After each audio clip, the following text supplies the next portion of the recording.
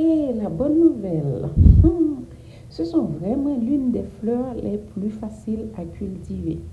Que vous disposiez d'un parterre de jardin, d'un grand contenant ou simplement d'un coin ensoleillé, restez vide trop longtemps. Hello, ça qu'a fait toute belle au noyau. Anyway, suivez-vous. Aujourd'hui, je reviens avec une nouvelle vidéo pour vous. Ah oui, aujourd'hui, on va parler d'une tournesol facile. Grand, doré et toujours incliné vers la lumière. Les tournesols ont une joie simple qui les rend irrésistibles. Et la bonne nouvelle, ce sont vraiment l'une des fleurs les plus faciles à cultiver.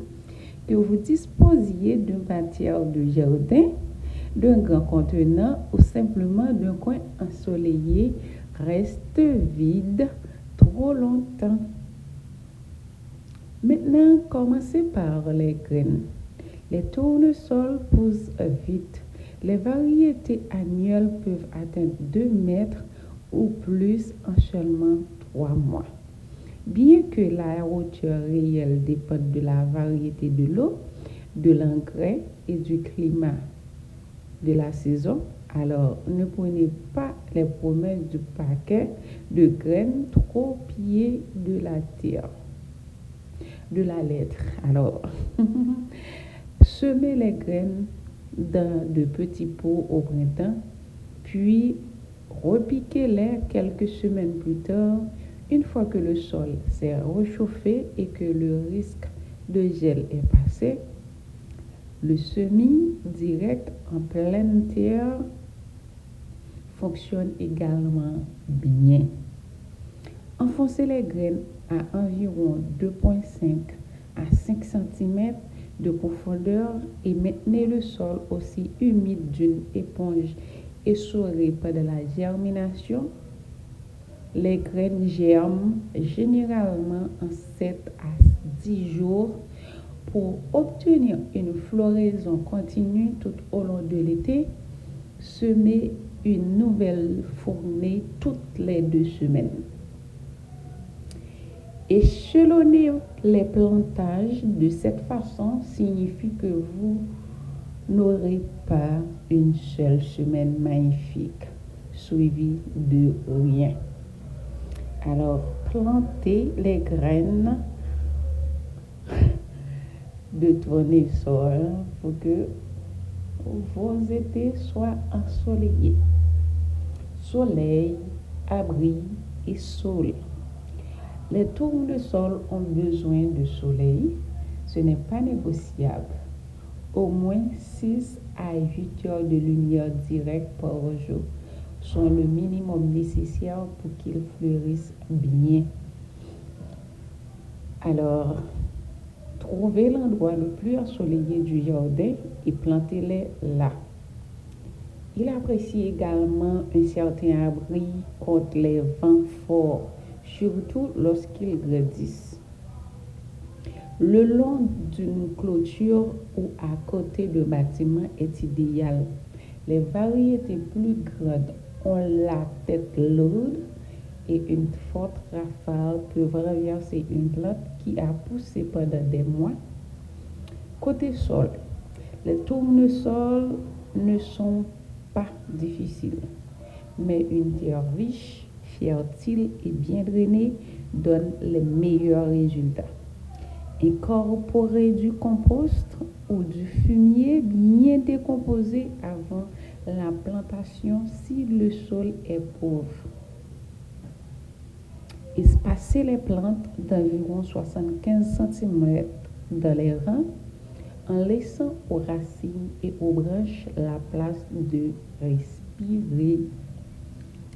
Maintenant, arrosage et fertilisation. Un arrosage régulier est important, surtout pendant la germination des graines et avant que les plantes ne soient bien établies. Ensuite, les tournesols supportent une certaine sécheresse, mais ils fleurissent mieux avec une humidité constante. Une bonne règle, arroser abondamment lorsque les 5 premiers centimètres du sol sont secs.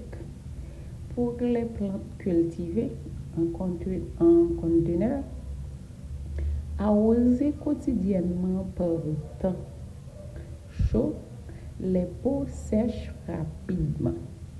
Alors, arrosez-les à temps.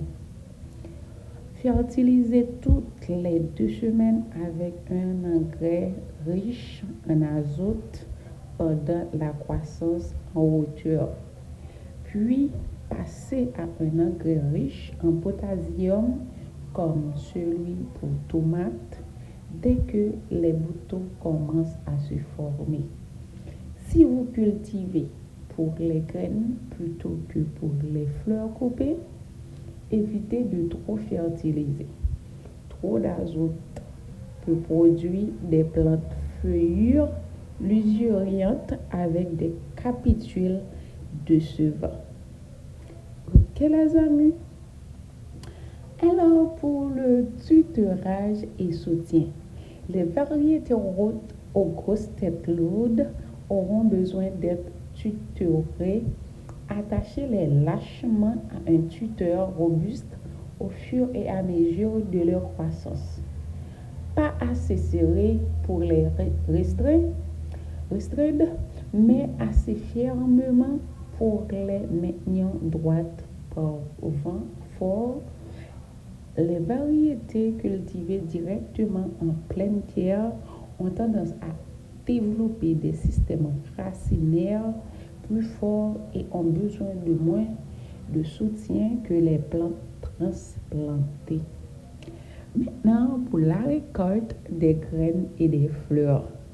Pour les fleurs coupées, récoltez le matin après que la rosée est séchée. Coupez les tiges en bière, placez-les immédiatement dans l'eau et elles tiendront environ 1 semaine en vase. Pour les graines, attendez que l'arrière du capitule devienne noir et que les graines soient sèches. Coupez la tête et laissez-la dans un endroit frais et aéré pendant quelques jours pour finir de sécher.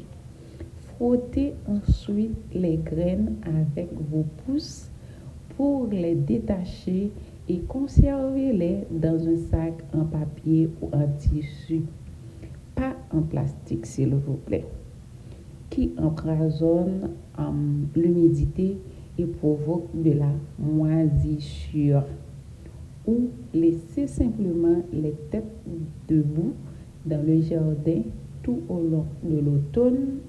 Les oiseaux s'occuperont du reste. C'était avec vous, vous. Et pour la suite, je vous dirais que dans un jardin d'été, il est difficile de ne pas s'arrêter pour admirer une fleur de gombo. Bientôt, on va parler du gombo. D'accord, les amis, je vous dis un grand merci, je vous aime, à très bientôt. Bye bye.